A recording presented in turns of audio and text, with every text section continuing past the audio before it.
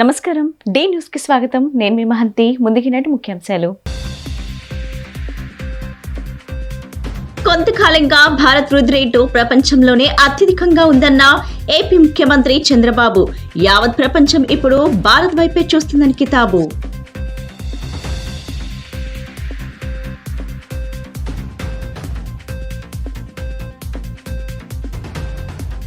CM చంద్రబాబుది 2 నాలుకల ధోరణి అన్న YCP నేత ఆసిఫ్ షేక్.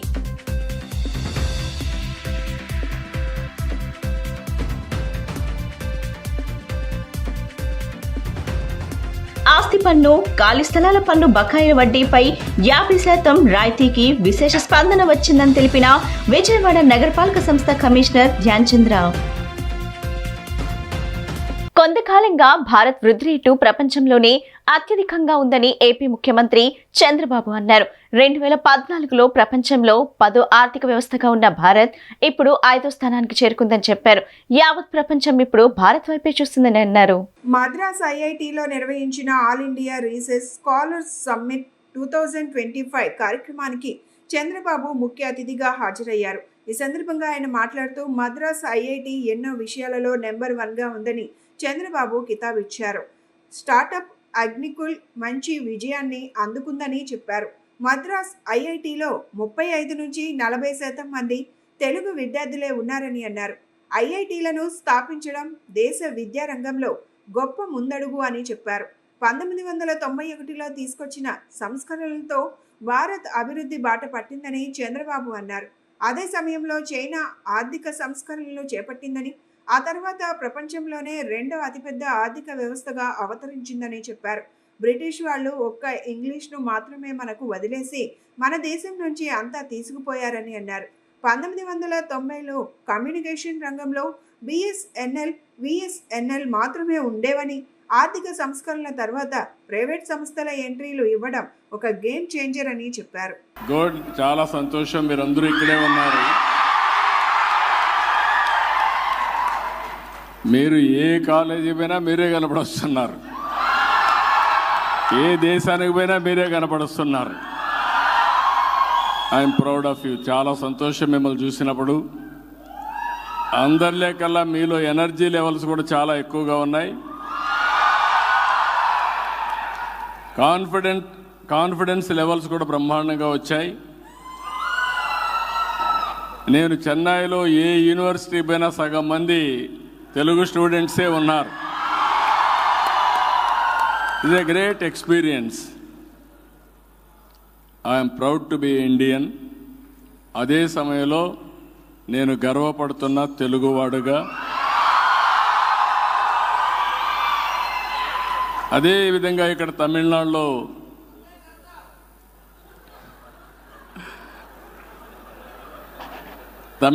కూడా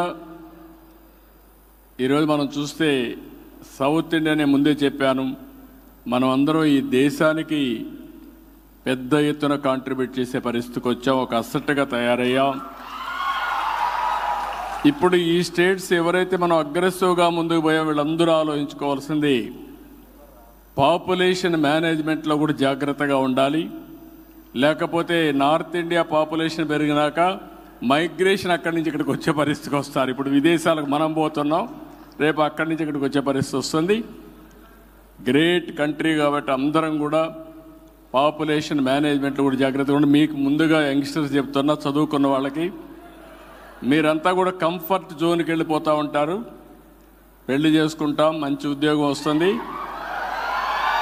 వైఫ్ అండ్ హస్బెండ్ ఇద్దరు పనిచేస్తాం, డబుల్ ఇన్కమ్ వస్తుంది, no kids, let us enjoy అనే తీరికి వస్తారు. సీఎం చంద్రబాబుది 2 నాలుకల ధోరణి అని వైసీపీ నేత ఆసిఫ్ షేక్ అన్నారు. శుక్రవారం ఆయన తాడేపల్లి వైసీపీ కార్యాలయంలో మాట్లాడుతూ వాక్బోర్డ్ సవరణ బిల్లు విషయంలో టీడీపీ డబుల్ గేమ్ ఆడుతుందన్నారు. వాక్ ఆస్తుల అంశంలో కలెక్టర్కు అధికారం ఇవ్వాలన్నారు. ఈ బిల్లుకు చట్టబద్ధత లభిస్తే ముస్లిం సమాజం తీవ్ర ఆందోళనకు గురవుతుందన్నారు. ఈ బిల్లును వ్యతిరేకించాలని వైసీపీ అధినేత జగన్ ఎంపీలకు సూచించారన్నారు. ఈ విషయంలో టీడీపీ ఆడుతున్న డబుల్ గేమ్ ని ముస్లింస్ అందరూ గమనిస్తున్నారు. అలాగే వకాఫ్ భూములను సంబంధించిన కలెక్టర్కి అథారిటీ ఇవ్వాలని, కానీ నిజానికి వక్ఫ్ భూములకు సంబంధించి ఇప్పటికే వక్ఫ్ ట్రిబ్యునల్ ఉంది. ఆ ట్రిబ్యునల్ను బలహీనపరచలాగా కేంద్రం ప్రతిపాదిస్తుంది. వక్ఫ్ బోర్డు సవరణ బిల్లు ఉంది. ఆ బిల్లుకు సంబంధిత చట్టబద్ధత లభిస్తే ముస్లిం సమాజం తీవ్రంగా ఇబ్బందులు పడుతుంది. దీన్ని బట్టి ముస్లిం సమాజం మొత్తం అర్థం చేసుకోవాల్సిన అవసరం ఉంది. అదే విషయాన్ని పార్లమెంటు జాయింట్ కమిటీకి స్పష్టంగా రాతపూర్వకంగా తెలియజేయడం జరిగింది. ఇంకా వక్ఫ్ బోర్డు సవరణ బిల్లును వ్యతిరేకించాలని మా పార్టీ అధ్యక్షుడు వైఎస్ జగన్మోహన్ రెడ్డి గారు పలుమార్లు మా పార్టీ ఎంపీలకు నాయకులకు దిశానిర్దేశం చేశారు. ఈ దిశలోనే పార్లమెంటు ఉభయ సభల్లో వైఎస్ఆర్సీపీ ప్రతినిధులు వక్ఫ్ బోర్డు సవరణ బిల్లును వ్యతిరేకిస్తూ తమ వాదాన్ని గట్టిగా వినిపించారు. అలాగే చంద్రబాబు నాయుడు 2 నాలుకల ధోరణి. చంద్రబాబు నాయుడు గారి వైఖరి, ఆ పార్టీ తీరు చూస్తే ఘోరంగా ఉంది. వారు ఈ బిల్లు విషయంలో ద్వంద్వ వైఖరిని అవలంబిస్తున్నారు. నిజానికి టీడీపీ మీద ఆస్తి పన్ను, ఖాళీ స్థలాల పన్ను బకాయిల వడ్డీపై 50% రాయితీకి విశేష స్పందన వచ్చిందని తెలిపారు విజయవాడ నగరపాలక సంస్థ కమిషనర్ ధ్యాన్ చంద్ర. వడ్డీపై 50% రాయితీ కేవలం ఈ నెలాఖరు వరకే ఉందని, ప్రజలు దీన్ని గమనించాలని తెలిపారు. శుక్రవారం సాయంత్రం వరకు విజయవాడ నగరపాలక సంస్థ పరిధిలో 10.50 కోట్ల రూపాయల పన్ను బకాయిలను వసూలు చేశారని, ప్రజల నుండి విశేష స్పందన వస్తుందని, ప్రజలు ఈ అవకాశాన్ని వినియోగించుకొని మార్చి 31 లోపు ఆస్తి పన్ను, ఖాళీ స్థలాల పన్ను బకాయింపు చెల్లించి 50% వడ్డీ రాయితీని పొందవచ్చని తెలిపారు. ప్రజల సౌకర్యార్థం నగర పరిధిలో గల 13 క్యాష్ కౌంటర్లు ఉదయం 6 గంటల నుండి రాత్రి 9 గంటల వరకు, అలాగే 286 సచివాలయాల్లో ఉదయం 9 గంటల నుండి సాయంత్రం 6 గంటల వరకు పన్ను బకాయిలు చెల్లించుటకు క్యాష్ కౌంటర్లు అందుబాటులో ఉన్నాయని తెలిపారు.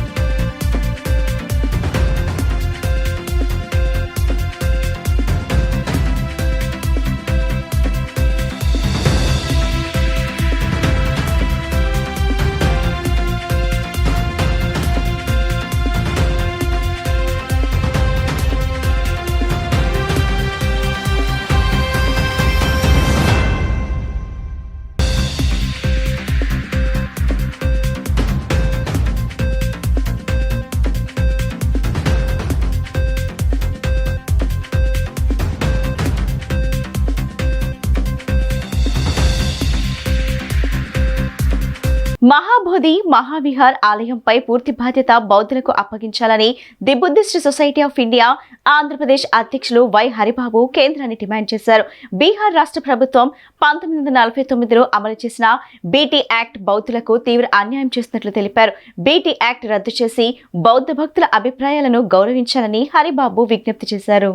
విజయవాడ అలంకార్ ధర్నా చౌక్లో the Buddhist society of India Andhra Pradesh ఆధ్వర్యంలో మహా జ్ఞాన దీక్ష చేపట్టారు. ఈ దీక్షలో క్రిస్టియన్, ముస్లిం, సిక్కు గురువులు పాల్గొని మద్దతు ప్రకటించారు. ఈ సందర్భంగా the Buddhist society of India Andhra Pradesh అధ్యక్షులు వై హరిబాబు మాట్లాడుతూ బీహార్ రాష్ట్ర ప్రభుత్వం 1949లో అమలు చేసిన బీటీ యాక్ట్ బౌద్ధులకు తీవ్ర అన్యాయం చేస్తున్నట్లు తెలిపారు. ఈ చట్టం కారణంగా బౌద్ధులకు సంబంధించిన మహాబోధి, మహావిహార్ ఆలయ ధర్మకర్తలుగా హిందువులు నియమితులవుతూ బౌద్ధుల అభిప్రాయాలను పరిగణలోకి తీసుకోకుండా పాలన సాగుతోందని ఆరోపించారు. మహాబోధి, మహావిహార్ ఆలయంపై పూర్తి బాధ్యత బౌద్ధులకు అప్పగించాల్సిన అవసరం ఉందని, బౌద్ధుల మనోభావాలను కాపాడాలని కోరారు. ఈ మేరకు కేంద్ర రాష్ట్ర ప్రభుత్వాలు భారతదేశంలోని బౌద్ధ స్థలాలను పరిరక్షించి అభివృద్ధికి సహాయపడాలని డిమాండ్ చేశారు. బీటీ యాక్ట్ రద్దు చేసి బౌద్ధ భక్తుల అభిప్రాయాలను గౌరవించాలని హరిబాబు విజ్ఞప్తి చేశారు. ముఖ్యంగా ఈ యొక్క జ్ఞాన దీక్షను చేపట్టడానికి గల కారణం ఏంటంటే బుద్ధుడనే ఆయన మాకు తెలుసు బౌద్ధానికి ప్రత్యేకమైనటువంటి వ్యక్తి. అంతేకాకుండా తథాగత గౌతమ్ బుద్ధుడు ఈ ప్రపంచానికి జ్ఞానాన్ని శాంతిని నేర్పినటువంటి వ్యక్తి. ఆయన జ్ఞానోదయం పొందినటువంటి ప్రాంతమైనటువంటి మహాబోధి మహావిహార్ని ఈరోజు కొంతమంది బ్రాహ్మణ మహంతీలు ఆధీనంలో తీసుకున్నారు. యాక్చువల్గా ఈ యొక్క మహాబోధి మహావిహార్ని క్రీస్తుపూర్వం 3వ శతాబ్దంలో ఈ యొక్క ప్రపంచం మొత్తాన్ని పరిపాలించినటువంటి సామ్రాట్ అశోకుడు ఆయన బౌద్ధ ధర్మాన్ని స్వీకరించి 84,000 మహాస్తూపాలని ఈ యొక్క భారతదేశంలో నిర్మించడం అనేది జరిగింది. అందులో ప్రధానంగా బుద్ధుడు జ్ఞానోదయం పొందినటువంటి ప్రదేశాన్ని గుర్తించి ఒక విహారిని, అదేవిధంగా ఆయన కూర్చున్నటువంటి స్థలానికి దగ్గర ఒక వజ్రాసనం అనేటువంటి ఒక ప్రాంగణాన్ని కూడా నిర్మించాడు. తర్వాత కాలక్రమేణలో అక్కడ అనేక మంది బౌద్ధులు విద్యాలయాలను కొనసాగిస్తూ విశ్వవిద్యాలయాలను సృష్టించుకొని అనేక మంది జ్ఞానాన్ని ప్రసాదించాడు. Buddhist society of India Andhra Pradesh విజయవాడలో 1949లో ఏర్పాటు చేసినటువంటి ఆ యాక్టును రద్దు చేయాలని ఈ మిత్రులు సోదరులు ధర్నా చేస్తూ ఉండగా క్రైస్తవ మతం నుంచి ధర్మం నుంచి మేము వీళ్ళకి సంఘీభావాన్ని తెలియచేస్తున్నాం. నా పరంగా భారతీయ పౌరసత్వాన్ని తీసుకున్నటువంటి మదర్ తెరీసాని నేను బాగా అభిమానిస్తాను. ఒక భారతీయుడిగా బుద్ధుడిని గౌరవిస్తాను. మరొక వ్యక్తిని గౌరవించేది బాబాసాహెబ్ అంబేద్కర్. అందుకే బుద్ధం శరణం గచ్చామి అని బుద్ధుడిని ప్రశంసిస్తూ జై భీమ్ అని అంబేద్కర్ని ప్రశంసిస్తూ ఉన్నాం. వాస్తవానికి నాకు తెలిసిన చరిత్ర భారతదేశంలో పుట్టినటువంటిది బౌద్ధ మతం. తూర్పు నియోజకవర్గం 21వ డివిజన్లో మసీదే ఉమర్ షారూక్ మసీద్ నందు ఇఫ్తార్ విందుకు ఎన్టీఆర్ జిల్లా వైఎస్ఆర్ కాంగ్రెస్ పార్టీ అధ్యక్షులు దేవినేని అవినాష్ శుక్రవారం నాడు హాజరయ్యారు. ఈ సందర్భంగా అవినాష్ మాట్లాడుతూ ఇఫ్తార్ విందుకు ఆహ్వానించడం చాలా సంతోషంగా ఉందని అన్నారు. ప్రతి రంజాన్ మాసంలో చేపట్టే ఇఫ్తార్ కార్యక్రమాలు ఆప్యాయత వెల్లివిరిసి ఆత్మీయ సంబంధాలు బలపడటానికి దోహదపడుతున్నాయని అన్నారు. ప్రతి ముస్లిం సోదరులకు ముందుగా రంజాన్ శుభాకాంక్షలు తెలియజేశారు. ఈ విందులో ఎస్కే సుభాని, రఫీ, భాషా, కాసిం, మసీద్ కమిటీ వారు పాల్గొన్నారు.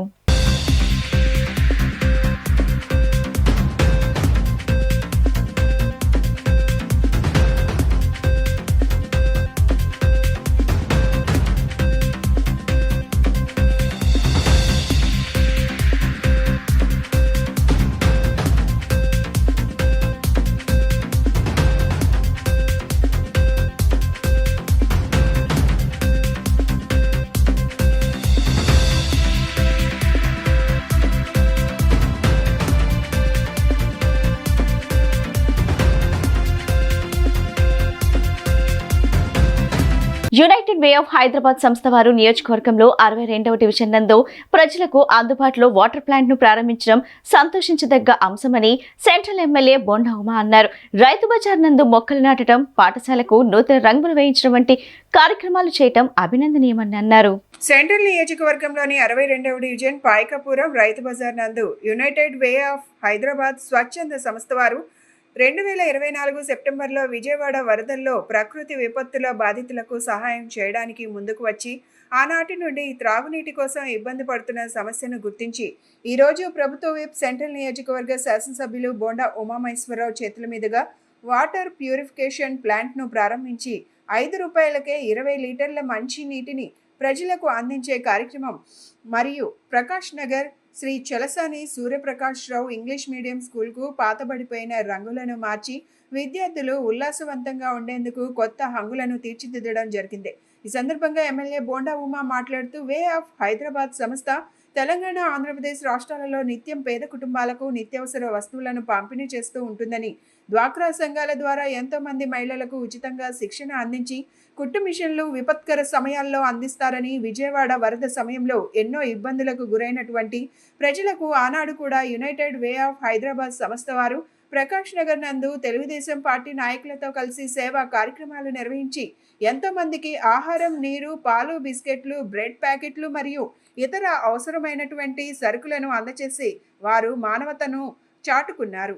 గత సెప్టెంబర్లో విజయవాడ నగరంలో ముఖ్యంగా సెంట్రల్ నియోజకవర్గంలో బుడమేరు వరదలు రావటం, ఆ వరదలు వచ్చినప్పుడు సింగనగర్ ప్రాంతంలోని 8 డివిజన్లు కూడా పూర్తిగా 9 అడుగులు 10 అడుగులు నీళ్ళు వచ్చి ముంపు గురికావటం, ప్రభుత్వ పరంగా అన్ని చర్యలు చేపట్టిన స్వచ్ఛంద సంస్థలు యునైటెడ్ వే హైదరాబాద్ లాంటి సంస్థలు కానీ ఇంకా అనేకమైనటువంటి సంస్థలు కానీ స్వచ్ఛందంగా వాళ్ళు పక్క రాష్ట్రాల నుంచి కూడా వచ్చి ఇక్కడ సహాయ చర్యలు చేపడతాం అనేది హృదయపూర్వకంగా ఈ నియోజకవర్గ శాసనసభ్యుడిగా యునైటెడ్ వే హైదరాబాద్ వాళ్ళని అభినందిస్తూ ఉన్నా.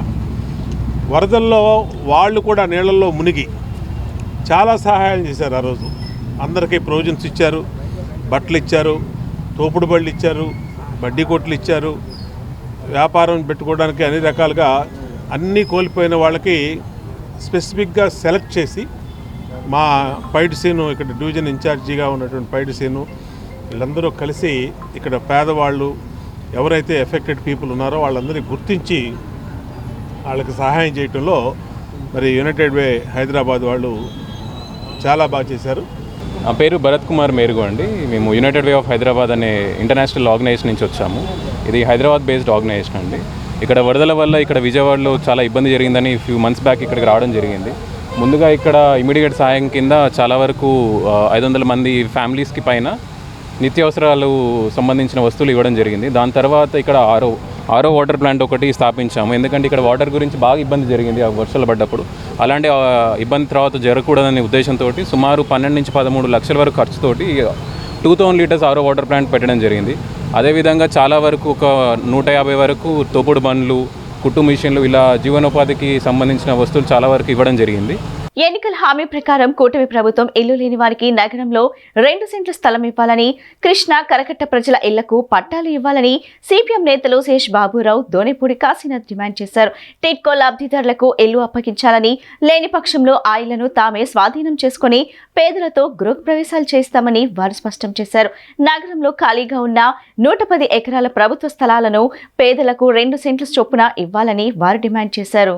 పేదలకు ఇళ్ల స్థలాలు కోరుతూ సిపిఎం ఆధ్వర్యంలో నిర్వహించిన మహాధర్నాకు జనం కదం తొక్కారు.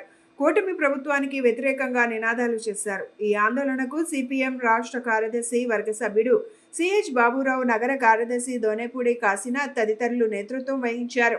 ఈ సందర్భంగా వారు మాట్లాడుతూ కూటమి ప్రభుత్వం అధికారంలోకి వచ్చి 9 నెలలు గడిచినా ఇచ్చిన హామీలు అమలు చేయలేదని ధ్వజమెత్తారు. ప్రభుత్వం స్పందించని పక్షంలో విజయవాడ నగరంలో ఖాళీగా ఉన్న 110 ఎకరాల ప్రభుత్వ స్థలాన్ని తామే అర్హులైన పేదలకు 2 సెంట్లు చొప్పున పంచుతామని వారు స్పష్టం చేశారు. ఎమ్మెల్యేలు, ఐఏఎస్ అధికారుల నివాసాల కోసం వేల కోట్ల రూపాయలు నిధులు ఖర్చు పెడుతున్న ప్రభుత్వం పేదల ఇళ్లకు ఎందుకు ముందుకు రావడం లేదని వారు ప్రశ్నించారు. CM Chandrababu, deputy CM Pawan Kalyan సమాధానం చెప్పాలని వారు డిమాండ్ చేశారు. ప్రభుత్వం స్పందించని పక్షంలో ఖాళీగా ఉన్న టిడ్కో ఇళ్లను తాము స్వాధీనం చేసుకుని పేదలతో గృహప్రవేశాలు చేయిస్తామని హెచ్చరించారు. ఈ ధర్నాలో పలువురు మాజీ కార్పొరేటర్లు, కార్యకర్తలు పెద్ద సంఖ్యలో పాల్గొన్నారు. 9 నెలలైంది. 2 సెంట్ల స్థలం పేదవాళ్ళకి ఇస్తామన్నారు. 1,80,000 కాకుండా 5 లక్షల రూపాయలు డబ్బు ఇస్తామన్నారు. దూరంలో కాకుండా దగ్గరలో ఇళ్ళు ఇస్తామన్నారు.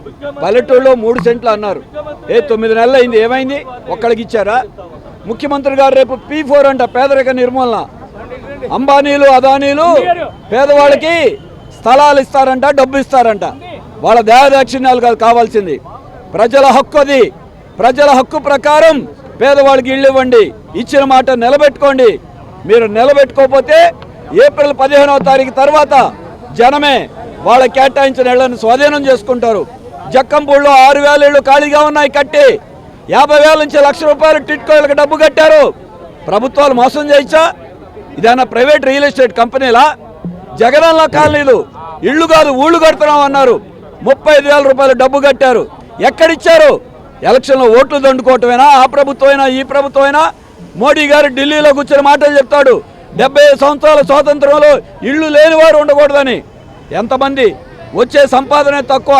విజయవాడ నగరంలో ఇళ్ల స్థలాలు పట్టాలు రిజిస్ట్రేషన్ల కోసం కలెక్టరేట్ దగ్గరకు వచ్చారు ప్రజానీకం. ఇది ఇక్కడే కాదు, రాష్ట్ర వ్యాపితంగా వందలు వేలు సంఖ్యలో ఆయా కలెక్టరేట్ల దగ్గర కార్యక్రమాలు నిర్వహిస్తూ ఉన్నారు. అర్జీలు ఇస్తూ ఉన్నారు, అప్లికేషన్లు ఇస్తూ ఉన్నారు. ఆ అప్లికేషన్ల పరిష్కారం కాకపోతే భవిష్యత్ కార్యాచరణకి సిద్ధపడతా ఉన్నారు అని చెప్పనేటువంటి తెలియజేస్తా ఉన్నాం. ఈరోజు విజయవాడ నగరంలో ఇక్కడ హాజరైనటువంటి ప్రజానీకం ఇది మొట్టమొదటిసారి అర్జీలు ఇవ్వడం. ఎంత ముందు ఇచ్చినా ఈ ప్రభుత్వం వచ్చిన తర్వాత ఇవ్వడం అనేది మొట్టమొదటిసారి. ఈ ప్రభుత్వం వచ్చింది కాబట్టి, ఎన్నికల్లో నిన్ను గెలిపించారు కాబట్టి నువ్వు వాగ్దానాన్ని తొంగలో తొక్కొద్దు, అమలు జరుపు చంద్రబాబు నాయుడు అని చెప్పి హెచ్చరికగా చేయటం కోసం నీ వద్దకు వచ్చారు ఇక్కడికి. ఇంద్రకీలాద్రి ఆలయంలో రాజకీయ దుర్గంధం ఎక్కువైందని, 3 నెలలుగా ఆలయానికి రెగ్యులర్ ఈవో నియామకం లేదని, వెంటనే రెగ్యులర్ ఈవోను నియామకం చేయాలని వైసీపీ నాయకులు పోతిన వెంకట మహేష్ ప్రభుత్వాన్ని కోరారు. నేర చరిత్ర కలిగిన వారిని పాలక మండలిలోకి తీసుకోకూడదని, ఆలయంలో కాంట్రాక్టులన్నీ హిందువులకే కేటాయించాలని డిమాండ్ చేశారు. వైసీపీ నాయకులు పోతిన వెంకట మహేష్ కార్యాలయంలో మీడియా సమావేశం ఏర్పాటు చేశారు. ఈ సమావేశంలో ఆయన మాట్లాడుతూ, రాష్ట్రంలో రెండో అతిపెద్ద ఆలయంగా ఉన్న ఇంద్రకీలాద్రి దుర్గగుడి ఆలయంలో రాజకీయ దుర్గంధం పెరిగిపోయిందని, 3 నెలలుగా ఆలయానికి పర్మనెంట్ ఈవో నియామకం లేదని, ఇన్ఛార్జ్ ఈవోగా ఉన్న రామచంద్రమోహన్ ఒకేసారి 3 విధులు నిర్వహించాల్సిన పరిస్థితి ఏర్పడిందని, దీనివల్ల ఆలయంలో జరిగే కార్యక్రమాలపై, అభివృద్ధి అక్రమాలపై దృష్టి సారించలేకపోతున్నారన్నారు. తక్షణమే ఐఏఎస్ స్థాయి అధికారిని ఈవోగా నియమించాలన్నారు. అన్య మతాలకు చెందిన వారు కాంట్రాక్టులు చేస్తున్నారని, ఆలయంలో కాంట్రాక్టులు హిందువులకే ఇవ్వాలన్నారు. పాలక మండలిలో నేర చరిత్ర ఉన్న వాళ్ళకి అవకాశం ఇవ్వకూడదన్నారు. సనాతన ధర్మం గురించి పదే పదే మాట్లాడే పవన్ కళ్యాణ్ కాశీనాయన సత్రం కూల్చివేతపై నోరు విప్పాలన్నారు. నమస్కారం. రాష్ట్రంలో రెండో అతిపెద్ద దేవాలయమైనటువంటి అమ్మవారి ఆలయానికి గత 3 నెలల నుంచి రెగ్యులర్ ఈవో గారిని నియమించడంలో కూటమి ప్రభుత్వం వైఫల్యం చెందింది. డిసెంబర్ చివరిలో ఈవోగా ఉన్నటువంటి రామారావు గారు రిటైర్ అయిన తర్వాత ఇప్పుడుండేటువంటి ఈవో రామచంద్ర మోహన్ గారు 3 పదవి బాధ్యతలు నిర్వర్తిస్తూ ఉన్నారు. ఆయన అడిషనల్ కమిషనర్గా అమ్మవారి ఆలయ ఈవోగా ఆయన 3 పదవి బాధ్యతల్ని నిర్వర్తిస్తూ ఉన్నారు. ఆయన ఏ పదవి బాధ్యత మీద కూడా పూర్తి సమయం కేటాయించలేనటువంటి పరిస్థితి గురించి అందరికీ స్పష్టంగా తెలుసు. కమిషనర్గా వారి బాధ్యతలు నిర్వర్తించాలి, రాష్ట్రంలో అన్ని దేవాలయాల పనులు బాధ్యతలు చూసుకోవాలి. మరి అడిషనల్ కమిషనర్గా బాధ్యతలు చూసుకోవాలి, అమ్మవారి ఆలయ ఈవోగా బాధ్యతలు చేయాలి.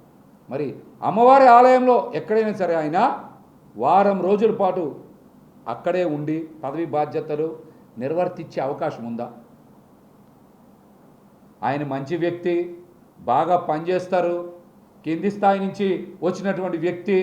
కానీ అమ్మవారి ఆలయంలో సమయం కేటాయించలేకపోవడం వలన అక్కడ అనేక కార్యక్రమాలు, అభివృద్ధి కార్యక్రమాలు, భక్తులకు సంబంధించిన సౌకర్యాల కార్యక్రమాలు, ఇంకా అనేక అంశాల మీద ఆయనకి సమయం చాలట్లేదు. కనుక మేము కూటమి ప్రభుత్వాన్ని ఒకటే డిమాండ్ చేస్తూ ఉన్నాం, మీరు అమ్మవారి ఆలయానికి తక్షణమే రెగ్యులర్ ఈవోని నియామకం చేయాలి. ఎన్టీఆర్ ఆరోగ్యశ్రీ విషయంలో పేదలని ఆదుకునే ప్రయత్నం కూటమి ప్రభుత్వం చేస్తుంటే ఎంపానల్మెంట్ హాస్పిటల్స్ మాత్రం బురద చల్లుతున్నారని ఆదోని బీజేపీ ఎమ్మెల్యే పార్థసారథి ఆరోపించారు. విజయవాడ బీజేపీ రాష్ట్ర కార్యాలయంలో మీడియాతో మాట్లాడిన ఆయన ఇన్సూరెన్స్ ద్వారా 2,50,000 నుంచి 25 లక్షల వరకు ఎన్టీఆర్ వైద్య సేవతో పేదలకి ఉచిత వైద్య సేవలు అందిస్తామని తెలిపారు. ఎన్టీఆర్ వైద్య సేవ ద్వారా ఎంపానల్మెంట్ ఉన్న హాస్పిటల్స్ వైద్యం తీసుకోవటం పేద ప్రజల హక్కని, ఏవైనా హాస్పిటల్స్ ఉచిత వైద్యం అందించమని చెబితే 104 ఎన్టీఆర్ ట్రస్ట్ కాల్ సెంటర్ కి ఫిర్యాదులు అందిస్తే చర్యలు తీసుకుంటామని స్పష్టం చేశారు. రాష్ట్రంలో ఎన్టీఆర్ వైద్య సేవ ఆరోగ్యశ్రీకి సంబంధించినటువంటి హాస్పిటల్ ఈ మధ్య ఒక ప్రకటన చూసాము. అది సోషల్ మీడియాలో వివిధ పత్రికల్లో ప్రముఖంగా సర్క్యులేట్ అవుతా ఉంది. ఎన్పానల్మెంట్ హాస్పిటళ్ళు మాకు బకాయిలు ఎక్కువగా ఉన్నాయి, మేము కొత్తగా వచ్చే పేషెంట్లను తీసుకోకుండా ఆపేస్తాము, సేవ నిలుపుదల చేస్తాము అనేది దాని సారాంశం. అలాగే కొన్ని పత్రికల్లో, కొంత సోషల్ మీడియాలో ఆరోగ్యశ్రీని కూడా ఆపేస్తారు అన్న అర్థం వచ్చేలాగా విపరీతంగా ప్రచారం చేస్తా ఉన్నారు. ఇది సరికాదు. రాష్ట్రంలో ఎన్టీఆర్ వైద్య సేవ, ఆరోగ్యశ్రీ, ఎన్పానల్మెంట్ ఉన్నటువంటి ఆసుపత్రులు సుమారుగా 2500. రాష్ట్ర ప్రభుత్వం ఈ సంవత్సరం రమారమి 4000 కోట్ల రూపాయల ఖర్చు పెట్టబోతుందని అంచనా. జగన్మోహన్ రెడ్డి ప్రభుత్వం దిగిపోయే సందర్భంలో ఈ ఎన్పానల్మెంట్ హాస్పిటళ్లకు అన్నింటికీ ఉన్నటువంటి బకాయిలు సుమారుగా 3000 కోట్ల రూపాయలు బకాయిలు పెట్టిపోయినారు. ఈ 8 నెలల కాలంలోనే కూటమి ప్రభుత్వం ఏర్పడిన తర్వాత సుమారుగా 2000 కోట్ల రూపాయల్ని ఈ ఎన్పానల్మెంట్ హాస్పిటళ్లకు మనం ఖర్చు పెట్టడం జరిగింది, ఇవ్వడం జరిగింది. భవన నిర్మాణ సంక్షేమ బోర్డును పునరుద్ధరించి కార్మికులను సంక్షేమ పథకాలు అమలు చేయాలని AP building other construction workers union గౌరవ అధ్యక్షులు వి ఉమామహేశ్వరరావు కోరారు. తాము అధికారంలోకి వస్తే 12-14 మెమోను రద్దు చేస్తామని, ఇసుకను అందుబాటులోకి తెస్తామని చెప్పిన చంద్రబాబు, పవన్ కళ్యాణ్లు అధికారంలోకి వచ్చి 9 నెలలు గడిచినా ఆ దిశగా అడుగులు వేయలేదన్నారు.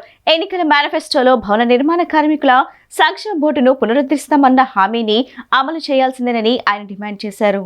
1214 మెమోను రద్దు చేయించి భవన నిర్మాణ కార్మికుల సంక్షేమ పథకాలను పునరుద్ధరించాలని కోరుతూ AP building other construction workers union ఆధ్వర్యంలో విజయవాడ అలంకార్ ధర్నా చౌక్ వద్ద ధర్నా నిర్వహించారు. ధర్నాకు కార్మిక సంఘాల నేతలు సంఘీభావం తెలిపారు. ఈ సందర్భంగా యూనియన్ గౌరవ అధ్యక్షులు వి ఉమామహేశ్వరరావు, గత వైసీపీ ప్రభుత్వం అధికారంలోకి రాగానే ఇసుక క్వారీలన్నింటినీ నూతన పాలసీ పేరుతో మూసివేసి కార్మికుల ఉపాధిని దెబ్బ కొట్టిందని విమర్శించారు. అలాగే building and other construction workers welfare board ద్వారా అమలవుతున్న సంక్షేమ పథకాలను ఆపేస్తూ మెమో నెంబర్ 1214 జారీ చేసి అప్పటికే అమలవుతున్న సంక్షేమ పథకాలను ఆపేసిందన్నారు. తెలుగుదేశం పార్టీ ఎన్నికల మేనిఫెస్టోలో భవన నిర్మాణ కార్మికుల సంక్షేమ బోర్డును పునరుద్ధరిస్తానన్న హామీని అమలు చేయాల్సిందని డిమాండ్ చేశారు. తాము అధికారంలోకి వస్తే 1214 మెమోను రద్దు చేస్తామని, ఇసుకను అందుబాటులోకి తెస్తామని చెప్పిన చంద్రబాబు, పవన్ కళ్యాణ్లు అధికారంలోకి వచ్చిన 9 నెలలు గడిచినా ఆ దిశగా అడుగులు వేయలేదన్నారు. కూటమి ప్రభుత్వం కార్మికుల సమస్యలను పరిష్కరించని పక్షంలో రానున్న కాలంలో పెద్ద ఎత్తున నిరసనలు తెలియజేస్తామని హెచ్చరించారు. రాష్ట్రంలో ఉన్నటువంటి తెలుగుదేశం, జనసేన, బీజేపీ ప్రభుత్వ కూటమి ఎన్నికలకు ముందు భవన నిర్మాణ కార్మికుల సంక్షేమ బోర్డు పునరుద్ధరిస్తామని చెప్పారు. గత ప్రభుత్వం, ఈ ప్రభుత్వాలు కూడా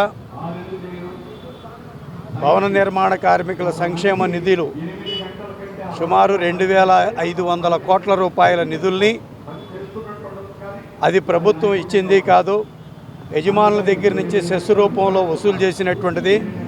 భవన నిర్మాణ కార్మికుల సంక్షేమానికి ఖర్చు పెట్టాల్సినటువంటి దాన్ని ఈరోజు వాళ్ళు బడ్జెట్లో వేసుకున్నారు.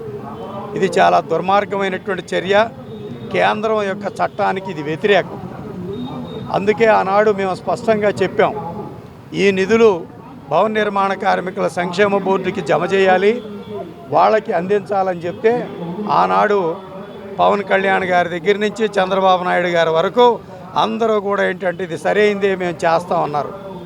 కానీ 9 నెలలు గడిచినాయి, ఇప్పటి వరకు కూడా దాని ఊసి లేదు.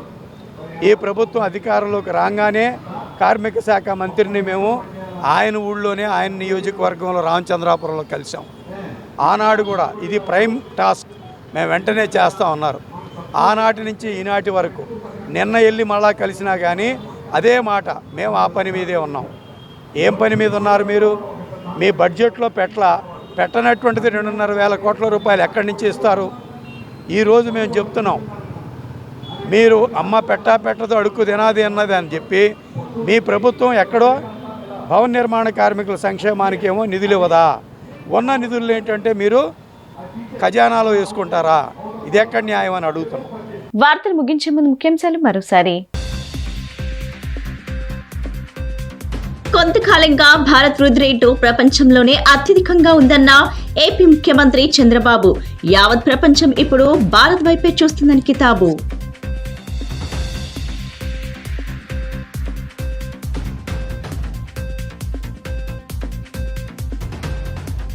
సీఎం చంద్రబాబుది 2 నాలుకల ధోరణి అన్న వైసీపీ నేత ఆసిఫ్ షేక్.